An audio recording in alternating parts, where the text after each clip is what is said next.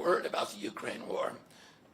The military-industrial complex has provided us with a familiar comic book justification, like they do on every war, that this one is a noble effort to stop a supervillain, Vladimir Putin, from invading the Ukraine and then to thwart his Hitler-like march across Europe.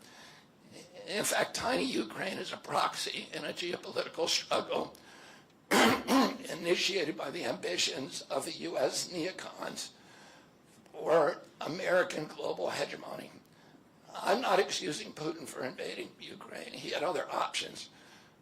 But the war is Russia's predictable response to the reckless neocon project of extending NATO to encircle Russia, a hostile act.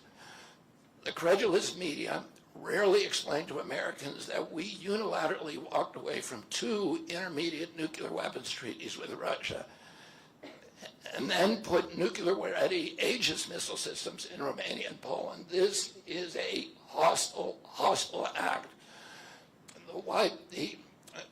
And that the Biden White House repeatedly spurned Russia's offer to settle this war peacefully. The Ukraine war began in 2014 when U.S. agencies overthrew the democratically elected government of Ukraine and installed a hand-picked pro-Western government that launched a deadly civil war against ethnic Russians in Ukraine. In 2019, America walked away from a peace treaty, the Minsk agreement, that had been negotiated between Russia and Ukraine by European nations. And then in April of 2022, we wanted the war. In April of 2022, President Biden sent Boris Johnson to Ukraine to force President Zelensky to tear up a peace agreement that he and the Russians had already signed, and the Russians were withdrawing troops from Kiev and Donbass and Lugansk. And that peace agreement would have brought peace to the region and would have allowed Donbass and Lugansk to remain part of Ukraine. President Biden stated that month that his objective in the war was regime change in Russia. His Defense Secretary, Lloyd, simultaneously explained that America's purpose in the war was to exhaust the Russian army, to degrade its capacity to fight anywhere else in the world. These objectives, of course, have nothing to do with what they were telling Americans about protecting Ukraine's sovereignty. Ukraine is a victim in this war, and it's a victim of the West.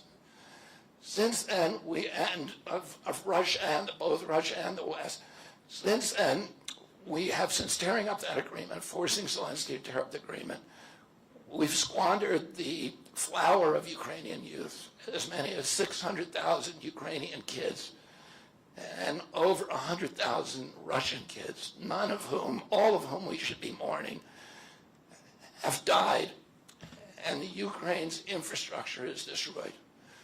The war has been a disaster for our country as well.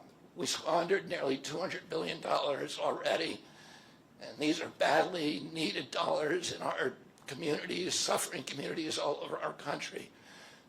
The Nord Stream pipeline sabotage and the sanctions have destroyed Europe's industrial base, which formed the bulwark of U.S. national security. A strong Germany with a strong industry is a much, much stronger deterrent to Russia, and a Germany that is deindustrialized and turned into just an extension of U.S. military base. We've pushed Russia into a disastrous alliance with China and Iran. We're closer to the brink of nuclear exchange than at any time since 1962. And the neocons in the White House don't seem to care at all. Our moral authority and our economy are in shambles, and the war gave rise to the emergence of BRICS, which now threatens to replace the dollar as the global reserve currency. This is a first-class calamity for our country. Judging by her bellicose, belligerent speech last night in Chicago, we can assume that President Harris will be an enthusiastic advocate for this and other neocon military adventures. And President Trump says that he will reopen negotiations with President Putin and end the war overnight is